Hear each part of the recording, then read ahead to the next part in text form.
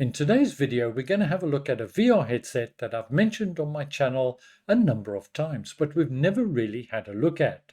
It's been in and out of the VR news for something close to 2 years, perhaps even a little bit more.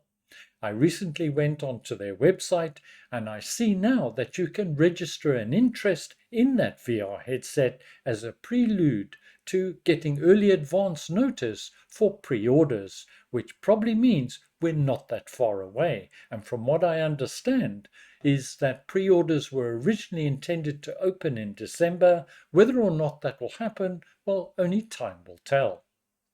This headset is interesting for a number of reasons. One, it has a number of functions and features that for a flight simmer like me or a simulation enthusiast, certainly going to be of interest, and also some very interesting design features. Let's take a closer look. Welcome to the Sim Hangar. My name's Mark. Thank you very much for watching, and let's get started. Firstly, a quick word from this video sponsor. The most expensive component in your VR headset are your lenses. Protect your lenses and your eyes with lens inserts. VR Wave can make lenses to your prescription, or maybe you don't wear glasses but want to protect your lenses. Then look to get blue light and anti-glare filter. This will reduce stress on your eyes, reduce the chance of motion sickness, means you can stay longer in VR. VR Wave produce lenses for most VR headsets, link in the notes below. Before we have a quick look at the features and specifications of this VR headset, I thought it'd be more interesting to have a look at the proposed product lineup. And it's going to come in 4 different variants. Now, this is a true PC VR headset, so it needs to be connected to your PC, and that's exactly what the base model is. The second option or second variant is you can add in your eye tracking. It's open source. And the third option is you keep the eye tracking, but through UltraLeap you can add in hand tracking. And the ultimate version, or fourth variant if you like, has 2 12 megapixel cameras, so it brings in the mixed reality functionality. Now, the ability to pick and choose what suits you best is a great option, but what surprised me and is a little bit disappointing is that I understand you can't natively upgrade from one headset to the next. So, for example, if you initially jumped in and purchased the base model and then wanted to add in hand and eye tracking perhaps, well, that's not possible, which is a bit of a surprise. Let's now turn our attention to the specifications. The developers are promising some big things in this regard, with a resolution very much like the Pimax Crystal at 2880 by 2880 pixels per eye, which is going to give you about 35 pixels per degree via 2 QLED mini but fast LEDs, they say. This is going to provide over 200 nits in terms of brightness, so a very bright screen indeed, and they're promising vivid colors and realistic color reproduction. So that's going to be very interesting. Also, the lens design is something we perhaps haven't seen before. It uses 2 lenses, very much like the Valve Index did, but on this occasion, they're both aspheric. So I'm looking forward to seeing how good this display is. However, I've got one concern. The lenses themselves aren't glass, they're made of plastic. Now, they assure us that quality control will be 100%, no dead pixels, and so on and so forth. You can see more details on their website, link in the notes below. But I imagine a headset like this is going to generate a fair amount of heat, and any distortion between the 2 lenses, well, that could ruin the display and certainly the clarity. Obviously, the developers have checked into this, made sure it's not an issue, but I raise it as it's an obvious concern.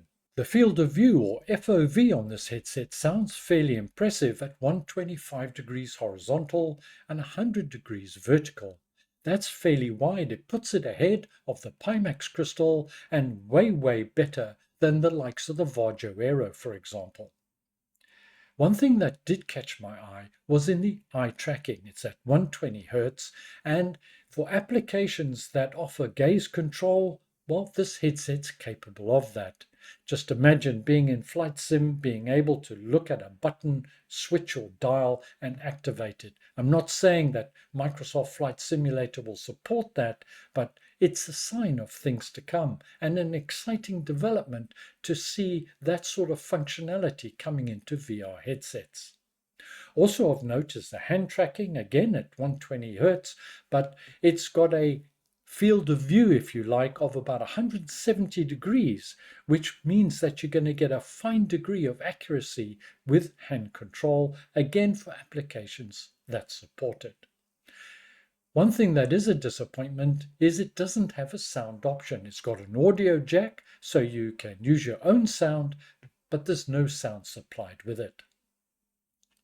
The other thing we should mention at this point is that this is not inside-out tracking. It uses base stations, and it doesn't come with base stations, and it doesn't come with controllers for those of you that may need it. So that's an additional expense that will be required if you plumb for this headset. This headset will natively support SteamVR, and it will also work with OpenXR using their own bespoke runtime.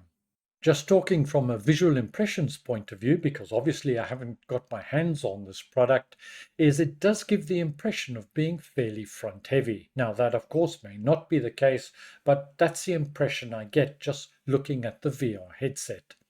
It's got an interesting overhead strap design, and how effective that'll be, well, only time will tell. Sebastian from MRTV had an interview with Arthur, the CEO of Somnium. It was a very interesting and informative interview, and I'll leave a link to that video in the notes below. It's a recommended watch and contains more information and more of an indication of the direction that Somnium are trying to head into, and it's certainly quality is at the top of their agenda, which is good news for all of us. In terms of pricing, well, no pricing details have been released at this stage and are unlikely to do so until such time as the pre-orders start being available.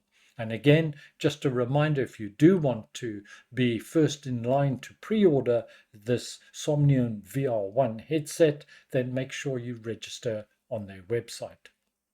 In terms of production, well, I'm sure there'll be early production models available in the not too distant future, but I wouldn't bank on mass production until probably at the earliest second quarter of 2024. That's all I have for you today. I hope you found it interesting and informative. What are your thoughts on this VR headset? Is it something that you're interested in? Let me know in the comments below. But for now, look after yourself, stay well, see you soon, and ciao for now.